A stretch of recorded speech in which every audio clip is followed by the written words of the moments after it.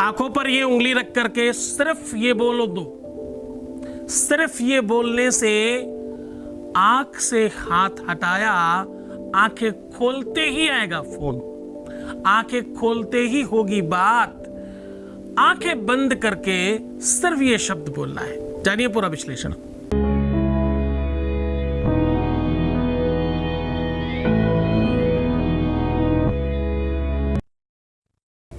नमस्कार, मैं हूं आचार्य सतीश अवस्थी। लोग कहते हैं कि प्यार में कोई बिगड़ गया है क्योंकि इनके लोग आंखें बंद करके रखते हैं। इनकी आंखों पर प्यार का पर्दा पड़ा है, मोह का पर्दा पड़ा है, इनके आंखों पर लाड प्यार का पर्दा पड़ा है। इसलिए इनका बच्चा, इनका व्यक्ति, इनका जो भी रिश्ता है वो इसलिए बिगड़ता जा रहा है क्योंकि इनकी आंखों पर मोह का पर्दा पड़ा है।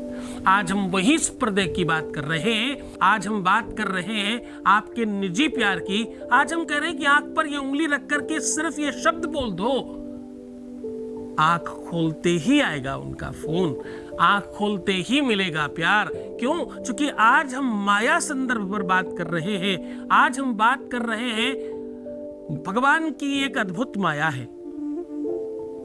अगठन घटना घटी सी माया का नाम है। जो नहीं है वो दिखाया जाए, ऐसा उस माया का काम है।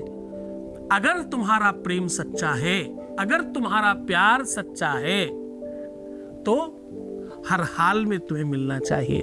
कहीं न कहीं वो अगठन घटना घटी सी कहीं घट तो नहीं रही, कहीं को आपको ठग तो नहीं रही। उस माया में आप विचलित ना हो, उस माया के विपरीत होकर के आप काम करें। आपके जीवन में पर्याप्त मात्रा में सकारात्मक माया का प्रभाव पड़े, उसी का प्रयोग बता रहा हूं। झगड़ा हो गया है, रुष्ट हो गया है, कोई रिश्ता बिगड़ता जा रहा है, संबंधों में विवाद है, तलाक की नौबत आ रही है, रोज तू मैं होती है, घर जाकर के बात करने का मन नहीं करता, केवल पति पत्नी एक नहीं हो पा रहे, बाकी दुनिया एक है।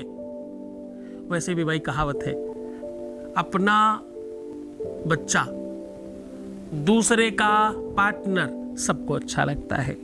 ये दोनों ही चीजें अच्छी लगने लगे तो बच्चे के साथ साथ वास्तविकता में जो बहुत भौगोलिक प्रेम है वो बच्चों के साथ ही हो सकता है। सत्य घटना, सत्य प्रेम, वास्तविक प्रेम कहां हो सकता है? बच्चे के साथ, क्योंकि वहां पर आप बहुत स्वतंत्र होते हैं और बच्चे के अंदर एक अलौकिक प्रेम है, निश्चल प्रेम है, निष्प्रपंच प्रेम है। क्यों? क्योंकि वो निखालिस हृदय है। हम और आप नहीं है वैसे।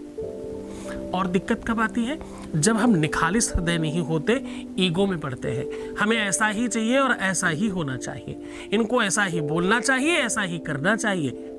आपको पार्टनर चाहिए या एसी टेम्परेचर अपने आप से सेट करना चाहते हो? टीवी का रिमोट चाहिए क्या? जो देखना चाहते हैं वही दिखेगा। सत्य और रियल लाइफ में यही तो अंतर है। रियल लाइफ में जो तुम देखना चाहते हो तुम्हें वो दिखता है, सत्य लाइफ में जो होता है वो तुम्हें देखना पड़ता है। समझने की कोशिश करिएगा। होटल में जब आप जाते हैं तो जो वहां बना हो वो नहीं, जो आप ऑर्डर करते हो आपको खाने को मिलता है। घर में जो बना हो आपको वही खाना पड़ता है और उसी में स्वाद लेना होता है। प्रेम में कौन जीतना चाहता है? छोटा सा बच्चा आया और वो आपसे पंजा लड़ाने की कोशिश कर रहा है, उसे तुम हराने की कोशिश करोगे क्या? अरे तुम हार जाओ, उसमें तुम्हारी जीत है। प्रेम ऐसे ही चलता है। प्रेम निस्वार्थ है।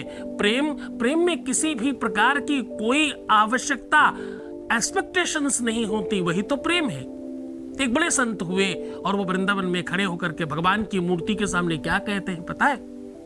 बोले, प्रेम का संबंध है और तुम मुझे कुछ देने की कोशिश कर रहे हो, देना मत। मैं अगर मांगू तुझे, हरगिज न देना कुछ मुझे। एक तो मैं मांगूंगा ही नहीं।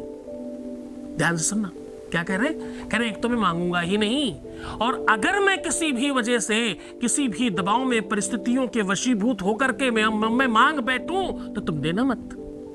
मैं अगर मांगू तुझे, हरगिज न देना कुछ मुझे, वरना आशिक नहीं मजदूर कहलाऊंगा मैं।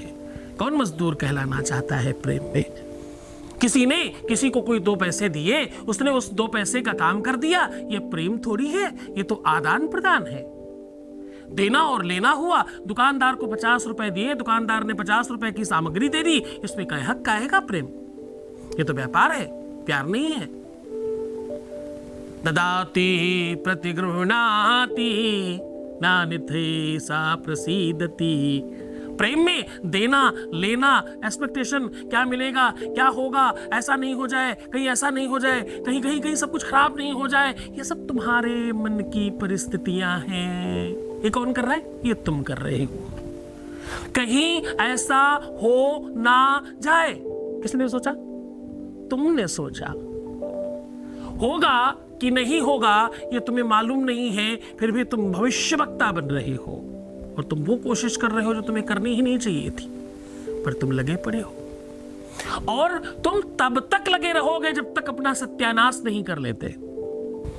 अब तुम्हें वो शब्द, वो पद्धति, वो विधि, वो परंपरा बता रहा हूं। शास्त्र कहता है, वेद कहता है कि तुम इन चर्म चक्षुओं से कभी भी अपने प्रेमी का दर्शन नहीं कर सकते।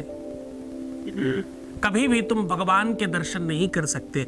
जब भी तुम मंदिर जाते हो इसीलिए आंखें बंद कर लेते हो। मूर्ति सामने है, गए मंदिर हो, मूर्ति के सामने खड़े होकर के भी आंखें बंद कर लेते हो। काहे भैया, आंखें बंद कर रही थी तो गए काहे वहां तक जाना ही क्यों था तुमको?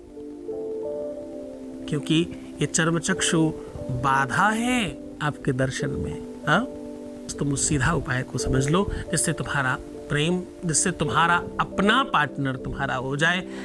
जो पुरुष है वो अपने दाहिने हाथ से करेंगे, जो स्त्रियां हैं वो अपने बाएं हाथों से करेंगी। अब उंगली कौन सी लेनी है? मिडिल फिंगर हमेशा गाली है, इसलिए इसको फोल्ड कर लीजिए।